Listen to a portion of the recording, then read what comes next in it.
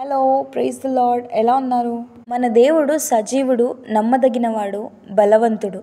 ఆయన చేయలేని కార్యం అంటూ ఏదీ లేదు. 100 వృద్ధుడైన అబ్రహాముకు కుమారుడినిచ్చుటకు సామర్థ్యం కలిగిన దేవుడు. వెనక ఫరో సైన్యము, ముందు ఎర్ర సముద్రము, ఎటూ తోచని స్థితిలో ఉన్న తన ప్రజలైన ఇశ్రాయేలీయుల్ని ఎర్ర సముద్రాన్ని 2 పాయలుగా చీల్చి ఆరిన నేలపైన నడిపించిన దేవుడు. కరువు కాలంలో దేవుణ్ణి నమ్మి విత్తనం విత్తిన ఇస్సాకుని 100 రెట్లుగా ఆశీర్వదించిన దేవుడు. నిన్ను ముట్టినవాడు నా కనుగుడ్డుని ముట్టినట్టే అంటూ ఇశ్రాయేలీయుల పక్షాన యుద్ధం చేసిన దేవుడు. యుద్ధ వీరుడు, బలవంతుడు, సైన్యములకు అధిపతి అగు యెహోవా దేవుడు. ఒక మోయాబీరాలు, శపింపబడిన వంశం నుండి వచ్చిన స్త్రీ నీ దేవుడే నా దేవుడని తన అత్తతో అన్నప్పుడు ఈయనని నమ్మితే లోకరక్షకుడైన యేసుక్రీస్తు వంశావళిలో ఒక గొప్ప తల్లిగా దేవుడు ఆమెని సత్కరించాడు. ఒక గొర్రెల కాపరి దేవుణ్ణి ప్రేమిస్తూ దేవుణ్ణి ఆరాధిస్తూ ఉంటే ఆ గొర్రెల కాపరిని రాజుగా చేసిన దేవుడు. ప్రతి తరానికి ఆయనని ప్రేమించిన దావీదుని గురించి తెలిసేలాగా బైబిల్లో దావీదు పేరు లిఖింపచేసిన గొప్ప దేవుడు. ఇంకా ఎన్నెన్నో గొప్ప కార్యాలు దేవుడు జరిగించాడు. ఇవన్నిటిని నేను ఎందుకు గుర్తు చేస్తున్నానంటే దేవుడు సమర్థుడు, బలవంతుడు.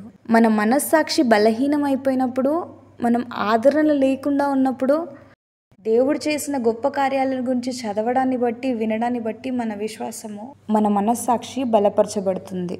దేవుడి అద్భుత కార్యాలు, ఆశ్చర్య కార్యాలు నేటికి జరుగుతూనే ఉన్నాయి. ఆయన సజీవుడు అంటే ఆయన కార్యాలు కూడా సజీవమైనవే.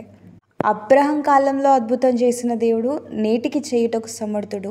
మోషే కాలంలో అద్భుతం చేసిన దేవుడు నేటికి చేయుటకు సమర్థుడు. చెప్పింపబడిన రూతుని చేర్చుకొని హెచ్చించిన దేవుడు నిన్ను నన్ను కూడా చేర్చుకోవడానికి, క్షమించడానికి, హెచ్చించడానికి సిద్ధ మనసు కలిగిన దేవుడు. ఆయనలో ఉన్న విశ్వాసము, బలము, ధైర్యము ఈ లోకంలో మనం ఎక్కడ వెతికినా ఖచ్చితంగా మనకు దొరకదు. మనుషులు చెప్పే ఆదరణ మాటలు ఆ క్షణానికే మనకు సంతోషాన్ని ఇస్తూ ఉంటాయి, ధైర్యాన్ని ఇస్తూ ఉంటాయి, బలాన్ని ఇస్తూ ఉంటాయి. కానీ దేవుడు చెప్పే మాట సంపూర్ణ సంతోషాన్ని ఇస్తుంది. ఎందుకంటే ఆయన చెప్పిన ప్రతి మాట నెరవేర్చబడుతుంది.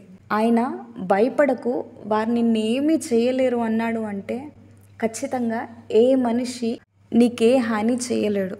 ఇదిగో ఆలస్యమైన నీ జీవితంలో మేలు ఖచ్చితంగా జరుగుతుందని దేవుడు సెలవిచ్చాడంటే ఏదేమైనా సరే నీ జీవితంలో ఖచ్చితంగా మేలు జరుగుతుంది, ఖచ్చితంగా తృప్తి పొందుతావు.